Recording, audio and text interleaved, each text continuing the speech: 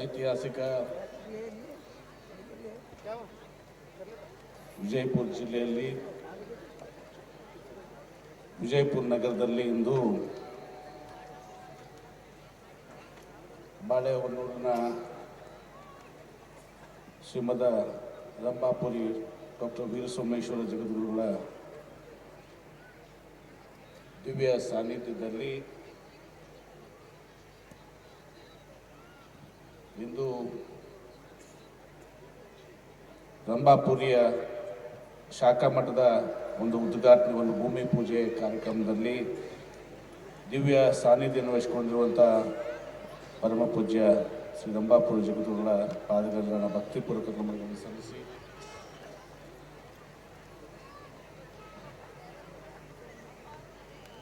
ಬಬಲೇಶ್ವರದ ಜಗದ್ಗುರುಗಳಲ್ಲಿ, ಜಾಲಹಳ್ಳಿಯ ಶ್ರೀಗಳಲ್ಲಿ, ಕುಂಟೋರ್ಗಿ ಶ್ರೀಗಳಲ್ಲಿ, ಮಮದಾಪುರ ಶ್ರೀಗಳಲ್ಲಿ, ನಡವಲ್ಗ ಶ್ರೀಗಳಲ್ಲಿ, ವೇದಿಕೆ ಮೇಲೆ ಆಸೀನರಾದಂಥ ಎಲ್ಲ ಪರಮ ಪೂಜ್ಯ ಶ್ರೀಗಳಲ್ಲಿ ಪಾದಗಳನ್ನು ಭಕ್ತಿಪೂರ್ವಕ ನಮನಗಳನ್ನು ಸಲ್ಲಿಸಿ ಈ ಕಾರ್ಯಕ್ರಮದಲ್ಲಿ ಮಾಜಿ ಸಚಿವರಾದಂಥ ಆತ್ಮೀಯರಾದಂಥ ಶ್ರೀ ಅಪ್ಪಾಸಾಹೇಬ್ ಪಟ್ಟಣ ಶೆಟ್ಟಿಯವರು, ಮಾಜಿ ಶಾಸಕರಾದಂಥ ಶ್ರೀ ಎಂ ಕೆ ಪಟ್ಟಣ ಶೆಟ್ಟಿಯವರು, ಮಾಜಿ ಶಾಸಕರು ಆತ್ಮೀಯರಾದಂಥ ಶ್ರೀ ರಾಜು ಅರ್ಗೂರವರು, ನಗರಾಭಿವೃದ್ಧಿಯ ಪ್ರಾಧಿಕಾರದ ಅಧ್ಯಕ್ಷರು ಆದಂಥ ನಮ್ಮ ಸಪ್ಪಣ್ಣಿಯವರು, ವೇದಿಕೆ ಮೇಲೆ ಆಸೀನರಾದಂಥ ಎಲ್ಲ ಗಣ್ಯರಲ್ಲಿ ಹಾಗೂ ಈ ಕಾರ್ಯಕ್ರಮದಲ್ಲಿ ಭಾಗವಹಿಸಿದಂಥ ಎಲ್ಲ ಪರಮ ಪೂಜ್ಯ ಜಗದ್ಗುರುಗಳ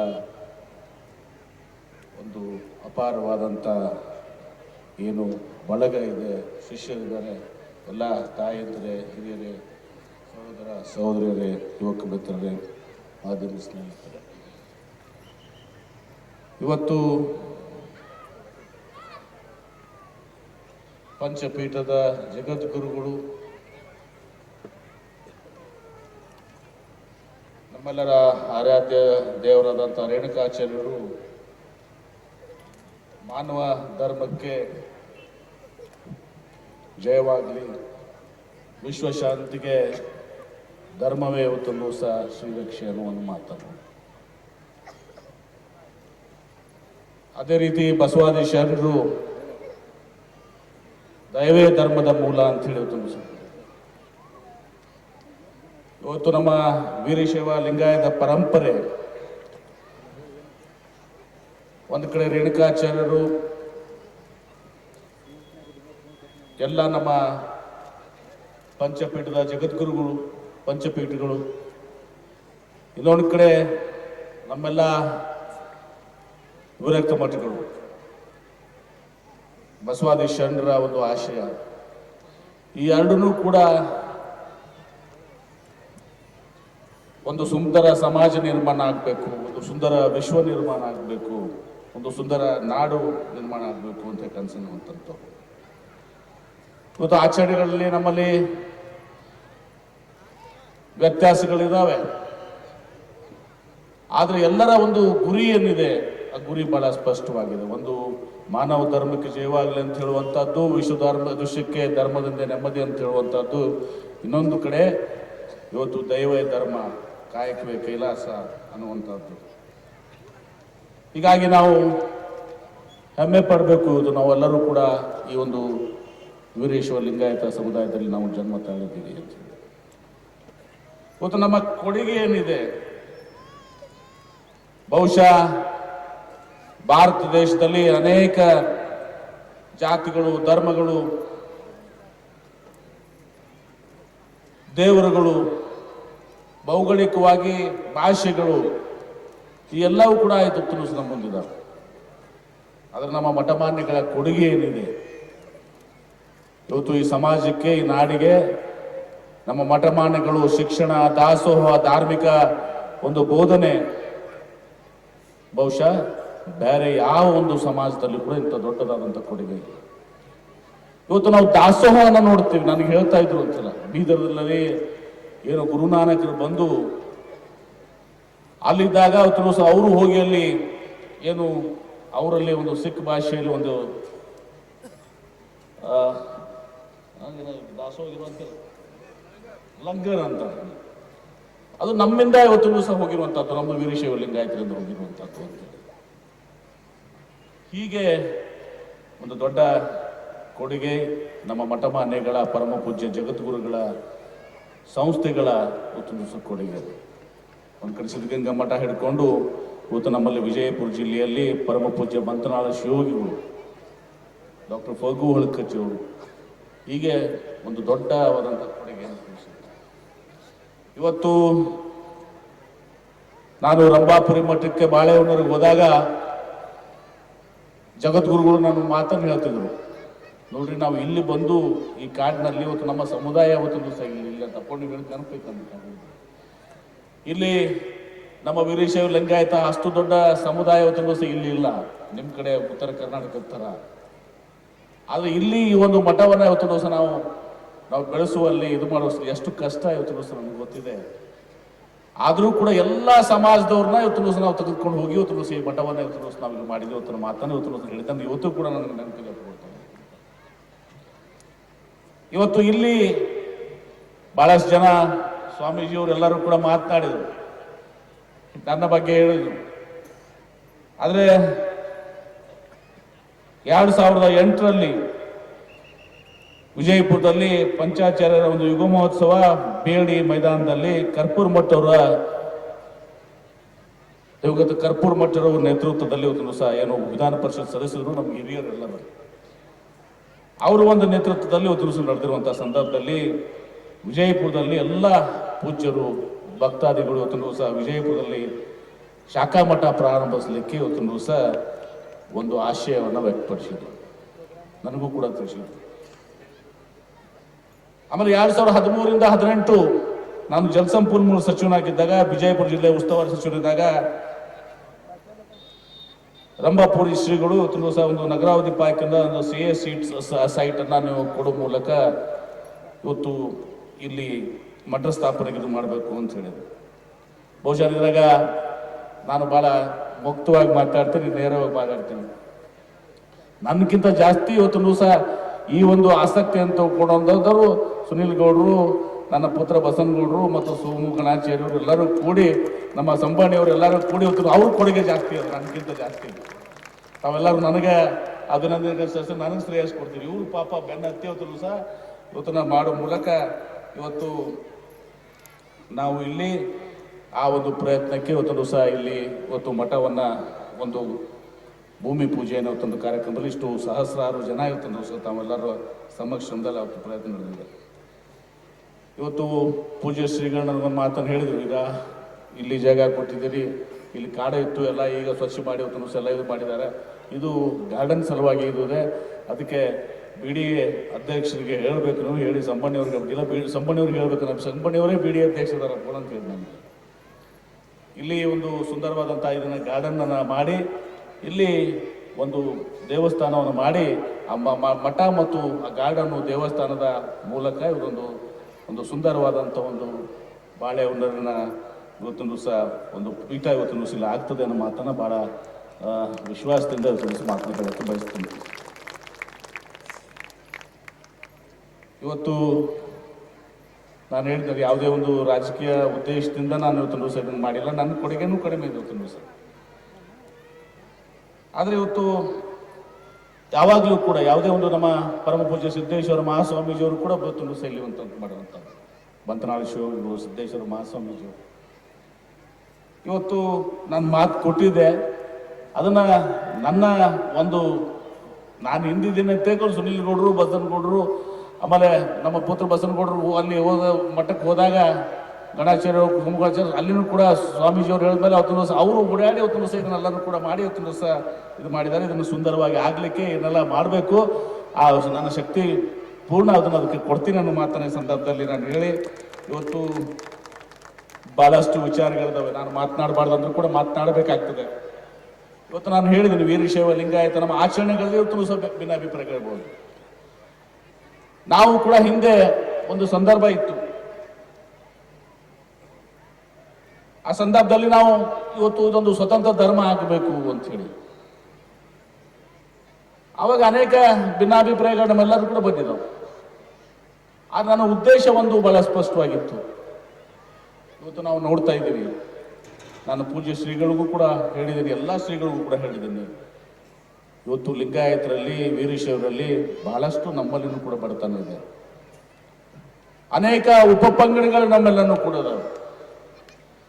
ಈಗ ಉದಾಹರಣೆಗಾಗಿ ನಾವು ಒಕ್ಕಲಿಗರನ್ನ ಹಳೆ ಮೈಸೂರಿನಲ್ಲಿ ನಾವು ಗಮನಿಸಿದಾಗ ಅವರು 3Aದಲ್ಲಿ ಎಲ್ಲರೂ ಬಂದ್ಬಿಡ್ತಾರೆ. ಎಲ್ಲ ಉಪಪಂಗಡಗಳು ಅವರಲ್ಲಿ ಸುಮಾರು 104 ಇದಾವೆ. 104 ಇದಾವೆ.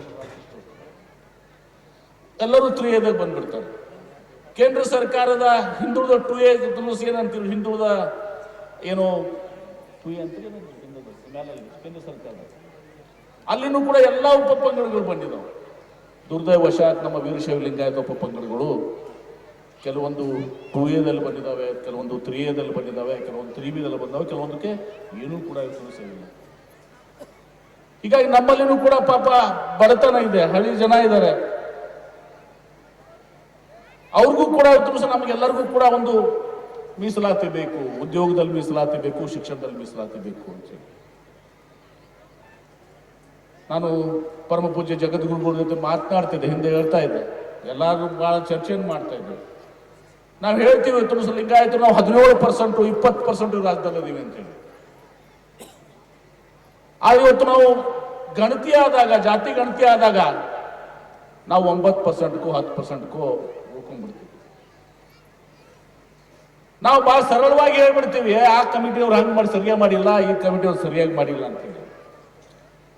ಅದ್ರ ಕಾರಣ ಅವತ್ತು ದಿವಸ ನನಗೆ ನಿಜ ಇದು ಗೊತ್ತಿದೆ. ಯಾಕಂದ್ರೆ ಜಯಪ್ರಕಾಶ್ ಹೆಗಡೆ ಅವರು ಸಂಸದರಾಗಿದ್ದಂಥವ್ರು ನನಗೆ ಬಹಳ ಆತ್ಮೀಯರು. ದಿವಸ ಅವರೇನು ಬ್ಯಾಕ್ವರ್ಡ್ ಕ್ಲಾಸ್ ಕಮಿಷನ್ ಚೇರ್ಮನ್ ಇದ್ರು. ಅವ್ರು ಹೇಳಿದ್ರು, ಎಂ ಬಿ ಪಾಟೀಲ್, ಕೆಲವೊಬ್ರು ಉಪಜಾತಿಗಳು 2A ಸಲುವಾಗಿ ಅವರು ಹಿಂದೂ ತಮ್ಮ ಉಪಜಾತಿಯನ್ನು ಬರೆಸಿಬಿಡ್ತಾರೆ. ಕೆಲವೊಂದು ಉಪಜಾತಿಗಳು ಹಿಂದೂ ನಮ್ಮ ರಿಸರ್ವೇಶನ್ ಸಲುವಾಗಿ ಹಿಂದೂ ತಮ್ಮ ಮುಂದೆ ಜಾತಿ ಬರೆಸ್ತಾರ. ಅವ್ರು ಲಿಂಗಾಯತರು ಬರ್ಸಲ್ಲಂಗಿಲ್ಲ, ವೀರಶೈವರು ಬರ್ಸಂಗಿಲ್ಲ, ವೀರಶೈವ ಲಿಂಗಾಯತರು ಬರ್ಸಂಗಿಲ್ಲ. ಮತ್ತೆ ನೀವು ಯಾವಾಗ ಬರೆಸಲಾರ್ದ ನನಗೆ ಎಂ ಬಿ ಪಾಟೀಲ್, ನಾನು ಉದಾಹರಣೆ ನಂದೇ ತಗೊಳ್ಳಿ, ನಾ ಹಿಂದೂ ನನ್ನ ಮತ್ತು ಉಪಜಾತಿ ಬರೆಸ್ಬಿಟ್ರೆ ನಿಮ್ಮನ್ನು ಕೌಂಟ್ ಯಾರು ಮಾಡೋರು? ಕೌಂಟ್ ಮಾಡಕ್ ಬರಲಿಲ್ಲ, ನಿಮ್ಮ ಲೆಕ್ಕ ಹಾಕಿ ಬರಲಿಲ್ಲ ಅಂತ. ಹಿಂಗಾಗಿ ಇವತ್ತು ಆ ವ್ಯತ್ಯಾಸಗಳಾಗಿದ್ದಾವೆ. ನಾವು ಅವಾಗ ಹೇಳಿದ್ವಿ, ಎಲ್ಲರನ್ನೂ ಒಂದೇ ಸೂರಿನಲ್ಲಿ ತಗೊಂಬರ್ರಿ ಅಂತೇಳಿ. ಒಂದೇ ಸೂರಿನಾಗ ತಗೊಂಬರತ್ತಾಗೂ ಕೂಡ ಆ ಪರ್ಯಾಯ ಪದಗಳು ಆ ಹಿಂದುಳಿದ ಇದರಲ್ಲಿ ಕೂಡ ಇದಾವೆ. ಸರ್, ನಾನು ಯಾವುದೇ ಉಪಜಾತಿ ಹೇಳಬಾರ್ದು ಅಂತ ನಿರ್ಧಾರ ಮಾಡಿ ನಾನು ಹೇಳ್ತಾ ಇಲ್ಲ. ಪರ್ಯಾಯ ಹೊತ್ತು ಸಹ ಇದಾವ, ಅದನ್ನ ಹೆಂಗೆ ನೀವು ಬೇರ್ಪಡಿಸ್ತೀರಿ ಅಂತ ಮಾತನ್ನ. ಹೀಗಾಗಿ ಬಹಳ ಸಂಕಷ್ಟದಲ್ಲಿ ನಾವು ಅದ್ವಿ. ಈಗ ಮೊನ್ನೆ ಒಂದು ಹೈಕೋರ್ಟ್ನಿಂದ ಅಪ್ಗಳು ಒಂದು ಜಡ್ಜ್ಮೆಂಟ್ ಬಂದೈತಿ, ಮೊನ್ನೆ ಇತ್ತೀಚೆಗೆ ಒಂದು ಕಮಿಟ್ಮೆಂಟ್ ಬಂದ. ಆ ಜಡ್ಜ್ಮೆಂಟನ್ನು ನಾವು ಅದನ್ನ ತಿಳ್ಕೊಂಡು ಅದರಿಂದ ಏನಾದರೂ ನಾವು ಅದು ಜಾತಿನೇರೆ ಬರೆಸ್ಲಿ ಅಥವಾ ಲಿಂಗಾಯತರ ಬರೆಸೋದು ಎರಡೂ ಒಂದೇ ಅಂತ ಹೈಕೋರ್ಟ್ನಾಗ ಏನು ಜಡ್ಜ್ಮೆಂಟ್ ಬಂದಿದೆ, ಅದನ್ನ ಉಪಯೋಗಿಸಿ ನಾವು ಏನಾದರೂ ಮಾಡಲಿಕ್ಕೆ ಸಾಧ್ಯದ ಅಂತ ಒಂದು ಗಂಭೀರವಾದಂಥ ಒಂದು ಚಿಂತನೆಯನ್ನು ನಾವು ಮಾಡಬೇಕಾಗಿದೆ. ಅದಕ್ಕೆ ನಾನು ನೇತೃತ್ವ ವಹಿಸ್ಕೋತೀನಿ. ನಿಶ್ಚಿತವಾಗಿ ಆ ಕೆಲಸವನ್ನು ಮಾಡಿ ಇವತ್ತು ನಮ್ಮ ಏನಿತ್ತು ಪೂಜ್ಯ ಜಾಲಹಳ್ಳಿ ಸ್ವಾಮಿಗಳು ಹೇಳಿದ್ರು ಈಗ ಮಾತನಾಡುವಾಗ, ಹಿಂದೆ ನಾವು 95 ಮಂದಿ MLAs ಇರ್ತಿದ್ವಿ ಅಂತ. ಹೌದು, 95 ಮಂದಿ MLA ಇರ್ತಿದ್ವಿ ನಾವು. ಇವತ್ತು ಅವಾಗ 224 ಇರಲಿಲ್ಲ, ಕಡಿಮೆ ಇತ್ತು, 211 ಸೀಟ್. ಅದು ಯಾವಾಗ ನಮಗಲ್ಲಿ ಈ ರಿಸರ್ವೇಷನ್ ಬಂತು, ವಿಶೇಷವಾಗಿ ನಮ್ಮ ST ರಿಸರ್ವೇಷನ್ಸ್ ಬಳ್ಳಾರಿ, ರಾಯಚೂರು, ಹುಬ್ಳಿ ನೋಡಿದಾಗ ಇವತ್ತು ಅದು ನಮ್ಗೆ ಕಡಿಮೆ ಆಯಿತು. ನಾವೀಗ 70,000 ಸದ್ಯಕ್ಕೆ ಇತ್ತೀಚೆಗೆ ಬಂದಿದ್ದೀವಿ. ಈಗ ಅದು ಕೌಂಟ್ ಮಾಡಿದಾಗ ನಮ್ಮ ಜನಸಂಖ್ಯೆ ಕಡಿಮೆ ಆಗ್ತದೆ. ನಾಳೆ ರಾಜಕೀಯ ನಮ್ಮ ಕಾಂಗ್ರೆಸ್ ಪಕ್ಷದಾಗ ಹೋದಾಗ ಅಥವಾ BJP ಪಕ್ಷದಾಗ ಹೋದಾಗ ನಾಳೆ ಹೇಳ್ತಾರೆ, ನೀವು ಲಿಂಗಾಯತರು 9% ಪ್ರಪೋರ್ಷನೇಟ್ ಆಗಿ ನೀವು ತಗೋರಿ ಅಂತ, ಟಿಕೆಟ್ ತಗೋರಿರ್ತಾರೆ. ನಾಳೆ ಮಂತ್ರಿ ಮಾಡೋ ಸಂದರ್ಭದಲ್ಲಿ ನಿಮ್ಗೆ ಪ್ರಪೋರ್ಷನೇಟ್ ಆಗಿ ನೀವು ತಗೋರಿ ಅಂತಾರೆ. ಇದಕ್ಕೆ ಎಲ್ಲೋ ಒಂದು ಕಡೆ ನಾವು ಒಂದು ಪರ್ಯಾಯ ಕೊಡ್ಕೋಬೇಕು. ಇದೆಲ್ಲಕ್ಕಿಂತ ಹೆಚ್ಚಿನದಾಗಿ ಇವತ್ತು ನಾನೇನು ಹೇಳಿದ್ನಲ್ಲ, ಈಗ ಅವತ್ತು ನಾವೇನು ABCD ಅಂತ ಹೇಳಿ ಡಿವೈಡ್ ಆಗಿದ್ದೀವಿ ಉಪಜಾತಿಗಳು. ಎಲ್ಲರೂ ತಮ್ಮ ಮೀಸಲಾತಿ ಉಪಜಾತಿಗಳು ತಪ್ಪಲ್ಲ. ಇವತ್ತು ಅಲ್ಲಿಗೂ ಉಪಜಾತಿಯಲ್ಲಿ ಎಲ್ಲರೂ ಕೂಡ ಲಿಂಗಾಯತಲ್ಲಿ ಇವತ್ತು ಬರ್ತಾನೆ. ಅದನ್ನ ಯಾವ ರೀತಿ ನಾವು ಅದನ್ನ ಮೀಸಲಾತಿಯನ್ನು ನಾವು ದೊರಕಿಸ್ಕೊಡ್ಬೇಕು. ಯಾಕಂದ್ರೆ ಅವ್ರಿಗೆ ಬಡವರು ನಮ್ಮ ಏನು ಲಿಂಗಾಯತ ಸಮುದಾಯ ಯಾವುದೇ ಉಪಪಂಗಡಗಳಿರಲಿ, ಎಲ್ಲ ಉಪಪಂಗಡಗಳಿಗೆ ಯಾವ ರೀತಿ ಒಕ್ಕಲಿಗ ಸಮುದಾಯದಲ್ಲಿದೆ ಆ ರೀತಿ ಅವ್ರಿಗೆ ರಿಸರ್ವೇಷನ್ ನಮ್ಮೆಲ್ಲರಿಗೂ ಕೂಡ ಸಿಗಬೇಕು. ಉದ್ಯೋಗದಲ್ಲಿ ಸಿಗಬೇಕು, ಮೀಸಲಾತಿಗೂ ಸಿಗಬೇಕು. ಆ ಒಂದು ಕೆಲಸ ಸಹ ನಾವು ಯಾವ ರೀತಿ ಮಾಡಬೇಕಾಗಿದೆ ಅನ್ನೋ ಮಾತನ್ನ ಈ ಸಂದರ್ಭದಲ್ಲಿ ನಾನು ಹೇಳಿ ಇವತ್ತು ನಾನು ಒಂದು ವಿನಂತಿಯನ್ನು ಎಲ್ಲ ಪರಮ ಪೂಜ್ಯ ಜಗದ್ಗುರು ಮಾಡ್ತೇನೆ. ಇವತ್ತು ತಾವು ಪಂಚಪೀಠದ ಜಗದ್ಗುರುಗಳು, ವಿರಕ್ತ ಮಠಗಳು, ನಮ್ಮಲ್ಲಿ ವ್ಯತ್ಯಾಸಗಳು ಇರ್ಬೋದು. ನೀವು ಹೆಂಗದಿರ ಅಪ್ಕೊಂಡು ನಾವು ಅಕ್ಕ ನಿಮಗೆ ಬೆನ್ನತ್ತಿ ಹೋಗಿರ್ತೀವಿ. ನಮ್ಮಲ್ಲಿ ಇವತ್ತು ಗೊಂದಲ, ನಮ್ಮಲ್ಲಿ ಗೊಂದಲಕ್ಕಿಂತ ಮೊದಲು ನೀವು ಎಲ್ಲರೂ ಒಂದಾಗ್ಬಿಟ್ರೆ ನಮ್ದು ಅದು ಸಮಸ್ಯೆನ ಬಗೆಯಿರ್ತದೆ. ನೀವೆಲ್ಲರೂ ಒಂದಾದ್ರೂ ಅದು ಸಮಸ್ಯೆ ಬಗೆಯಿರ್ತದೆ. ಅದಕ್ಕೆ ನಾನೇನು ಹೇಳುವಂಥದ್ದು, ಈಗ ಅನೇಕ ಸಂದರ್ಭದಲ್ಲಿ ನಾನು ಮೊನ್ನೆ ನಮ್ಮ ಇವ್ರು ಬಂದಿದ್ದರು, ಸ್ವಾಮಿಗಳು ಯಾರು, ಲಿಂಗಾಲೇಶ್ವರ ಸ್ವಾಮಿಗಳು ಬಂದಿದ್ದರು. ಅವರೆಲ್ಲ ಕಾರ್ಯಕ್ರಮದ್ದು ಸುಮ್ಮನೆ ಭೇಟಿಯಾಗಿತ್ತು. ನಾನು ಹೇಳಿದೆ ಅದನ್ನೆಲ್ಲ ಏನು ಮಾಡ್ಬೇಕು ಇದನ್ನೆಲ್ಲ ಅಂತೇಳಿ. ನಾವು ನೋಡಿದ್ರೆ ನಮ್ಮದು, ನಾವು ರಾಜಕೀಯವಾಗಿ ಹೇಳಿದ್ದು ಅವಾಗ, ನಮ್ಮದು ಈಗ ಅನೇಕ ಸಂದರ್ಭದಲ್ಲಿ UPA ಸರ್ಕಾರ ಅದ, NDA ಸರ್ಕಾರ ಅದ, ಪಕ್ಷಗಳ ಒಂದು ಇದು ಬೇರೆ ಬೇರೆನೇ ಇರ್ತಾವಲ್ಲ. ಆ ಒಂದು ಕಾಮನ್ ಮಿನಿಮಮ್ ಪ್ರೋಗ್ರಾಮ್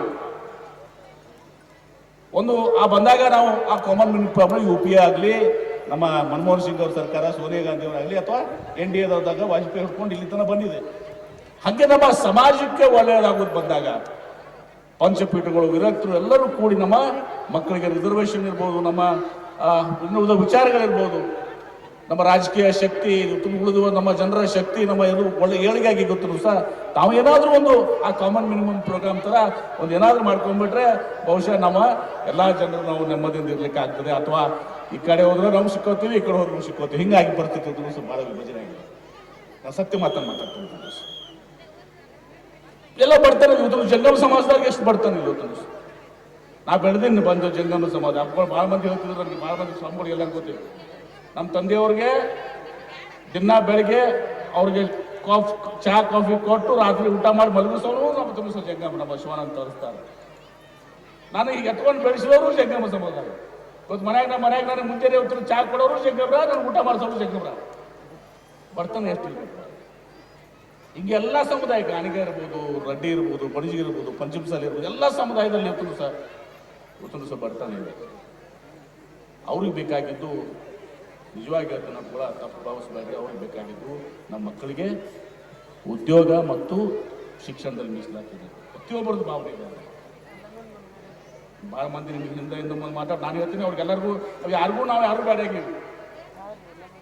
ಅವ್ರಿಗೆ ಬೇಕಾಗಿದ್ದು ಮಾತ್ರ ಇವತ್ತು ಸಹ ನಮ್ಮ ಮಕ್ಕಳಿಗೆ ಮೀಸಲಾತಿ ಸಿಗಬೇಕು. ನಮ್ಮ ಮಗ ಇಂಜಿನಿಯರ್ ಆಗಬೇಕು, ಡಾಕ್ಟರ್ ಆಗಬೇಕು, CET ಸೀಟ್ ಸಿಗಬೇಕು, ನೀಟ್ನಲ್ಲಿ ಸೀಟ್ ಸಿಗಬೇಕು. ಯಾವ ರೀತಿ ಇವತ್ತು ಸಹ ಇದು ಆಗ್ತದೆ ಆ ರೀತಿ ಆಗಬೇಕು. ಮತ್ತು ಕಡೆಯದಾಗಿ ನಾನು ಜಾಸ್ತಿ ಮಾತನಾಡಕ್ಕೆ ಹೋಗೋದಿಲ್ಲ. ಇವತ್ತು ಹೆಂಗೆ ನಾನು ಈಗಾಗಲೇ ಹೇಳಿದ್ದೀನಿ, ಹೇಳಬಾರ್ದು, ನಮ್ಮ ಒಕ್ಕಲಿಗ ಸಮುದಾಯದಲ್ಲಿ ಹೆಂಗೆ ಎಲ್ಲ ಸಮುದಾಯಗಳು ಒಂದೇ ಇದರಲ್ಲಿ, ಎಲ್ಲ ಉಪಪಂಗಡಗಳು ಒಂದೇ ಇದರಲ್ಲಿ ಇದ್ದಾವೆ. ಅದು ಕೇಂದ್ರ ರಾಜ್ಯದಲ್ಲಿನೂ ಕೂಡ 3 ಇದರಲ್ಲಿ ಮೀಸಲಾತಿದೆ, ಕೇಂದ್ರದಲ್ಲಿ ಕೂಡ ಹಿಂದುಳಿದಲ್ಲಿ ಮೀಸಲಾತಿದೆ.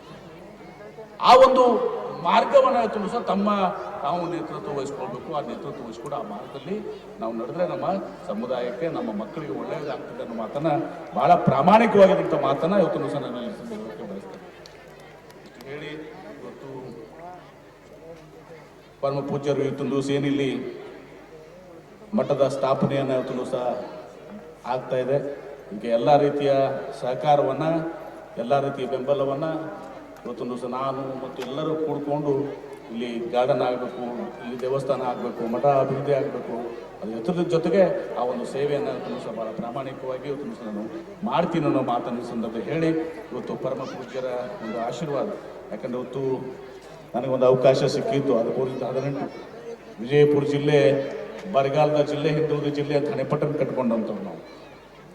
ಬಹುಶಃ ಭಾರತ ದೇಶದಲ್ಲಿ 2 ಜಿಲ್ಲೆಗಳು, ರಾಜಸ್ಥಾನದಾಗ ಜೈಸಲ್ಮೇರು, ಕರ್ನಾಟಕದಲ್ಲಿ ಬಿಜಾಪುರ, ಈ 2 ತೀವ್ರದ ಬರಗಾಲ ಪ್ರದೇಶಗಳು ಅಂತೇಳಿ ಬ್ರಿಟಿಷರು ಘೋಷಣೆ ಮಾಡಿ ಇವತ್ತು ಕೂಡ ನಮ್ಮಲ್ಲಿ ಬರಗಾಲ ನಿವಾರಣಾ ಕೇಂದ್ರ, ಆಂಟಿ ಫೆಮಿನ್ ಸೆಂಟರ್, ಬರಗಾಲ ನಿವಾರಣಾ ಕೇಂದ್ರ, ವಿಲ್ಸನ್ ಆಂಟಿ ಫೆಮಿನ್ ಸೆಂಟರ್ ಅನ್ನೋದು ಅಂಬೇಡ್ಕರ್ ಒಂದು ಸರ್ಕಲ್ನಲ್ಲಿ ಅಂಬೇಡ್ಕರ್ ಮೂರ್ತಿ ಮುಂದೆ ನಾವು ಕಾಣ್ತಿರ್ಬೋದು.